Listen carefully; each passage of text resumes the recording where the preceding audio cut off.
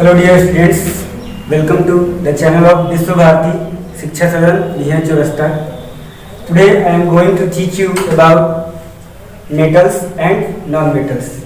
The students, this session is for the students of class 8 and chapter 4 and the topic is metals and non-metals. First of all, we discussed about what is matter. सबसे पहले हम matter के बारे में जानेंगे, क्योंकि हमारे आसपास जितनी भी चीज़ें हमें दिखाई देती हैं, हम अपने आसपास जितनी भी चीज़ों को देखते हैं, वे सभी क्या हैं? मैटर है। Anything that occupy space and has weight called matter. हमारे आसपास जो भी चीज़ें हैं जिनमें वेट हो और जो स्पेस को ऑक्यूपाई करें, उन्हें क्या कहा जाता है? उन्हें मैटर कहा जाता है। आपके सामने कोई भी चीज़ दिखाई देगी, उसे आप जब देखेंगे तो वो कुछ न कुछ स्पेस ऑक्यूपाई करेगी और कहीं ना कहीं उसमें वेट होगा या मास होगा, तो उसे हम क्या बोलेंगे? मैटर बोलेंगे।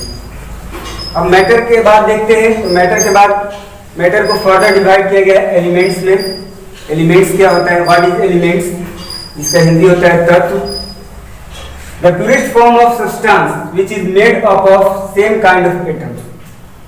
किसी भी पदार्थ का जो सबसे शुद्धतम रूप होता है उसे एलिमेंट्स कहा जाता है। किसी भी पदार्थ का जो सबसे शुद्धतम रूप, जो एक ही प्रकार के एटम से बने होते हैं, उन्हें हम एलिमेंट्स कहा जाता है। जिसका मतलब ये हुआ कि आप किसी भी कोई भी मतलब एक सब्सटेंस है, उसको अगर आप फर्दर डिवाइड करते जाएंगे तो आपको कोई नया सब्सटेंस नहीं मिलेगा, क्योंकि उसके अंदर जो एटम्स होते हैं, जिन एटम से मिलकर वो बना है, वो एक ही प्रकार के एटम्स होते हैं, सेम काइंड्स ऑफ एटम्स होते हैं। तो उस प्रकार के सब्सटेंस को हम क्या नाम देंगे? एलिमेंट्स नाम देंगे। नेक्स्ट, अगर एलिमेंट्स की बात करें, टोटल इस दुनिया में कितने एलिमेंट्स हैं? टोटल नंबर ऑफ एलिमेंट्स, तो वो आपका 118 है। टोटल 118 एलिमेंट्स हैं, जिसमें से नेचुरल, जो हमारे नेचर में पाए जाते हैं, जिनको हमने तैयार नहीं किया है, मनुष्य ने नहीं बनाया है, तो वो आपके कितने हैं? 94। याद रखेंगे, 94 जो एलिमेंट्स होते हैं वो आपका नेचुरल होते हैं, नेचर के द्वारा प्रोवाइडेड हैं। और इसके बाद जो एलिमेंट्स हैं वो आपका आर्टिफिशियल है, हम लोगों ने उसे तैयार किया है। नेक्स्ट, एक साइंटिस्ट है लवोजियर, जिन्हें फादर ऑफ केमिस्ट्री भी कहा जाता है। उन्होंने एलिमेंट्स को 3 कैटेगरी में डिवाइड किया: metals, non metals and metalloids. Metals का हिंदी होता है धातु, नॉन मेटल्स का हिंदी होता है अधातु, और मेटलॉइड्स का हिंदी होता है उपधातु। तो साइंटिस्ट लवोजियर ने क्या किया? आपको एलिमेंट्स को फर्दर डिवाइड किया 3 कैटेगरी में: metals, non metals and metalloids. ये 3 कैटेगरी आपका हुआ। How can be identified any elements whether it is metals and non-metals? So on the basis of physical properties we can say that which given substance is metal and non-metals. तो यहाँ पे question उठता है कि आखिर हम कैसे पहचान करेंगे कि कोई भी पदार्थ जो है, कोई भी एलिमेंट जो है वो मेटल है या नॉन मेटल है? तो कुछ फिजिकल प्रॉपर्टीज होती हैं, कुछ भौतिक विशेषताएं होती हैं जिनके द्वारा हम बता सकते हैं कि दिया गया जो हमारा तत्व जो है वो मेटल है या नॉन मेटल है। मेटलॉइड्स को हम नेक्स्ट हायर क्लासेस में पढ़ेंगे। अभी क्लास 8 में हमें मेटल्स एंड नॉन मेटल्स के बारे में ही पढ़ना है। तो पहला प्रॉपर्टी जो है वो फिजिकल स्टेट है। Metals are generally solids. Metals जो होती हैं जनरली वो क्या होती हैं? सॉलिड्स होती है। लेकिन यहाँ पर एक एक्सेप्शन है, एक अपवाद है।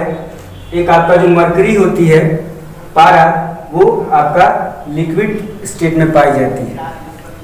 नॉन मेटल्स को देखें तो non metals generally are solids and gaseous.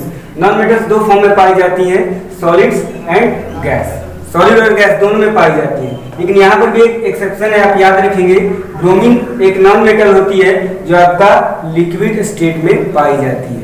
ये दोनों क्वेश्चन हमेशा आता है स्टूडेंट्स, याद रखेंगे इस बात को। ये क्वेश्चन पूछा जाता है वो कौन ऐसा मेटल है जो रूम टेम्परेचर पे, नॉर्मल टेम्परेचर पे लिक्विड स्टेट में होती है। तो याद रखना आपको वो मेटल कौन सी है? मरकरी, जिसका सिंबल होता है Hg। नेक्स्ट आपका है ब्रोमीन। नॉन मेटल सवाल पूछा जाएगा कि वो कौन सी नॉन मेटल है जो रूम टेम्परेचर पर लिक्विड स्टेट में पाई जाती है, क्योंकि जितनी भी नॉन मेटल्स होती हैं वो जनरली सॉलिड्स नहीं तो गैस के फॉर्म में पाई जाती है, लेकिन एक आपकी जो नॉन मेटल है ब्रोमीन वो लिक्विड फॉर्म में पाई जाती है। Next density. डेंसिटी की बात करें घनत्व की, तो जो मेटल्स होती हैं उनका डेंसिटी जो होता है वो हाई होता है। उनका डेंसिटी क्या होता है? हाई होता है। आप मेटल्स को देखिएगा, लोहा को देखिएगा वो बहुत ज्यादा भारी होता है। तो जनरली मेटल्स का जो डेंसिटी होता है वो हाई होता है, जबकि जो नॉन मेटल का डेंसिटी होता है वो लो होता है। आप एक तरफ एक लोहा ले लीजिए, एक तरफ आप एक लकड़ी ले लीजिए। लकड़ी आपका नॉन मेटल है, लोहा आपका मेटल है, दोनों का आप वजन देखेंगे तो आपको समझ में आ जाएगा। तो मेटल का जो डेंसिटी होता है वो हाई होता है और नॉन मेटल का जो डेंसिटी होता है वो लो होता है। नेक्स्ट हमारा प्रॉपर्टीज है मैल्युबिलिटी। तो सबसे पहले इस टर्म को समझ लेते हैं कि मैल्युबिलिटी होता क्या है। सबसे पहले हम इस टर्म को समझ लेते हैं कि मैल्युबिलिटी होता क्या है। तो मैल्युबिलिटी की बात करें तो मैल्युबिलिटी आपका एक टर्म होता है जिसमें क्या होता है कि जो मेटल्स को हम लोग पीट पीट कर हम लोग पतली शीट में बदल देते हैं। It is a property by which metals are converted into thinner sheet by beating। फिर से समझिए मैल्युबिलिटी क्या होता है। तो मेटल्स को जो हम पीट कर पतली शीट में बदल देंगे तो इस टर्म को कहा जाता है malleability. It is a property of metal in which we convert metals into thinner sheet by beating. मतलब पीट कर हम उनको क्या करते हैं? पतली शीट में बदल देते हैं। आप देखते होंगे लोहा की इतनी सारी वस्तुएं बनती हैं तो उनको पीट कर बनाया जाता है। आप कॉइन्स देखते हैं, सिक्का जो आप देखते हैं वो भी आपका पीट कर बनाया जाता है। बहुत सारा आप कंटेनर देखते होंगे जिनमें अनाज रखा जाता है, वो भी आपका पीट कर बनाया जाता है। तो वो इसी प्रॉपर्टी के द्वारा, मेटल के इस प्रॉपर्टी के द्वारा क्या होता है, उनको मतलब इतने सारे हम मेटल्स के वस्तुओं को देख पाते हैं। तो मेटल्स आर मैलिएबल, ये मैलिएबल होते हैं, जबकि non metals are non malleable. आप नॉन मेटल्स को पीटेंगे तो वो टूट जाएगा, ठीक है। आप किसी भी नॉन मेटल के लिए उसको पीटिएगा तो वो क्या हो जाएगा? टूट जाएगा। सिंपल सा एग्जांपल, लकड़ी आपका बहुत कॉमन एग्जांपल है, उसको पीटिएगा वो टूट जाएगा। लेकिन किसी मेटल को जो आप पीटिएगा तो फैलेगा, पतला होना शुरू हो जाएगा। नेक्स्ट है कंडक्टिविटी, जिसको हम चालकता भी बोलते हैं हिंदी में। मैल्युबिलिटी का हिंदी होता है आघात वर्धता। हिंदी थोड़ा डिफिकल्ट है, मतलब आघात का मतलब होता है पीटना। जितना आप पीटेंगे मेटल्स उतनी क्या होती जाएगी? फैलती जाएगी, पतली होती जाएगी। कंडक्टिविटी की बात करते हैं तो metals are good conductor of heat and electricity. Metals जो होते हैं वो बहुत ही अच्छा कंडक्टर होते हैं हीट का और इलेक्ट्रिसिटी का। आप जितने भी आपके घरों में जितने भी इलेक्ट्रिकल अप्लायंस होते हैं उनमें मेटल का इस्तेमाल होता है, क्योंकि मेटल क्या होते हैं? गुड कंडक्टर होते हैं, इलेक्ट्रिसिटी को पास होने देते हैं। इलेक्ट्रिसिटी को भी पास होने देते हैं, उसके साथ साथ हीट को भी पास होने देते हैं। आप घर में आपके बर्तन देखते होंगे, जब आप खाना पकाते हैं तो बर्तन हीट हो जाता है। क्यों हीट हो जाता है? क्योंकि हीट जो होता है वो कंडक्ट होता है, मतलब पास होता है उस बर्तन से। जितने भी बर्तन होते हैं वो मेटल के बने होते हैं। तो मेटल्स जो होते हैं वो गुड कंडक्टर होते हैं हीट और इलेक्ट्रिसिटी के। आप देखते होंगे जैसे कुकर का आप देखते होंगे तो जो हैंडल होता है उस पर आपका एक प्लास्टिक लगा रहता है। क्यों लगा रहता है? क्योंकि अगर वो नहीं लगा रहेगा तो आपका हाथ जल जाएगा। तो मेटल्स जो होते हैं वो जनरली गुड कंडक्टर होते हैं हीट और इलेक्ट्रिसिटी का। नेक्स्ट नॉन मेटल की बात करें तो bad conductor of heat and electricity. Non metal जो होता है वो हीट को पास करने नहीं देता है।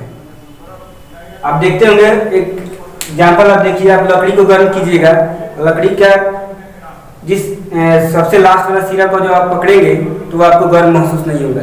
लेकिन अगर आप एक लोहा को गर्म कर रहे हैं तो आप देखिएगा हीट ट्रांसफर होते जाएगा और कुछ देर बाद वो उसका आखिरी सिरा भी क्या हो जाएगा? गर्म हो जाएगा। तो ये आप एग्जाम्पल के द्वारा समझ सकते हैं कि मेटल जो होता है वो गुड कंडक्टर होता है हीट और इलेक्ट्रिसिटी का, जबकि नॉन मेटल जो होता है वो बैड कंडक्टर होता है हीट और इलेक्ट्रिसिटी। नेक्स्ट हमारा जो प्रॉपर्टीज है वो डक्टिलिटी। डक्टिलिटी के बारे में जान लेते हैं। डक्टिलिटी एक प्रॉपर्टी होता है जिसमें मेटल्स को हम वायर के रूप में कन्वर्ट कर देते हैं। डक्टिलिटी का मतलब क्या होता है? डक्टिलिटी जो टर्म है उसका मतलब हुआ कि मेटल्स को हम लोग वायर में चेंज कर देते हैं। It is property of metal in which metals are converted into wires.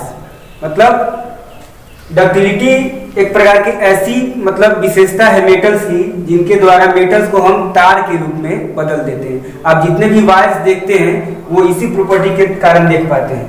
अगर मेटल्स डक्टाइल नहीं होती तो आज बिजली हमारे घरों तक नहीं पहुंच पाती।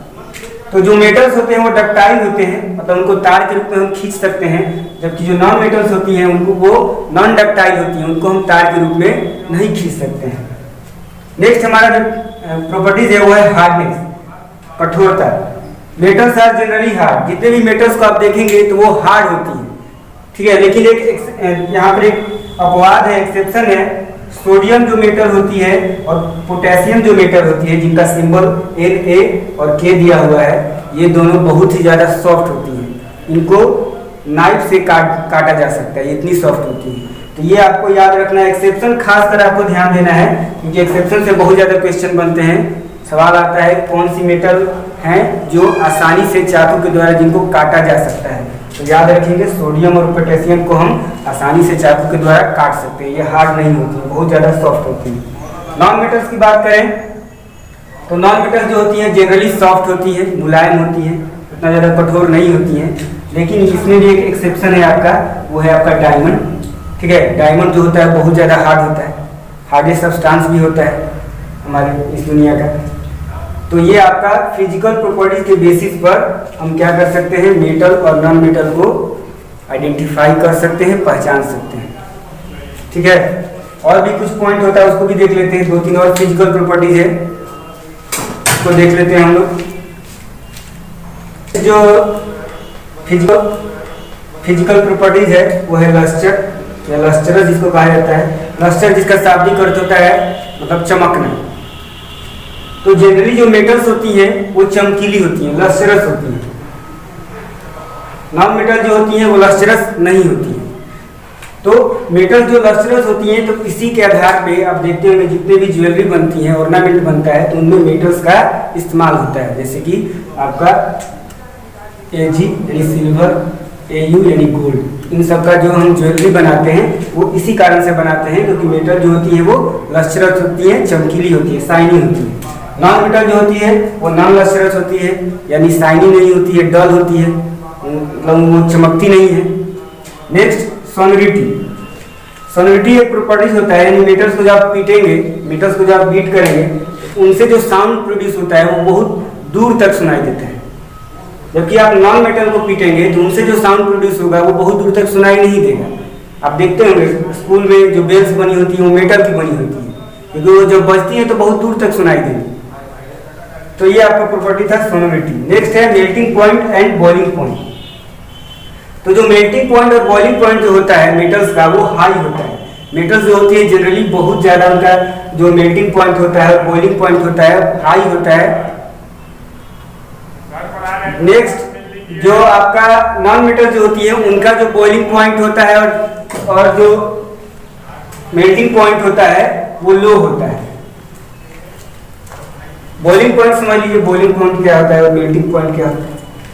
तो जिस टेम्परेचर पे आकर कोई सब्सटेंस बॉयल होना शुरू होता है, जिस टेम्परेचर पे पहुंचकर कोई सब्सटेंस उबलना शुरू कर देता है, वो टेम्परेचर बॉइलिंग पॉइंट कहलाता है। और जिस टेम्परेचर पे पहुंच के कोई सब्सटेंस मेल्ट होना शुरू होता है, पिघलना शुरू होता है, तो वो उसका मेल्टिंग पॉइंट कहलाता है।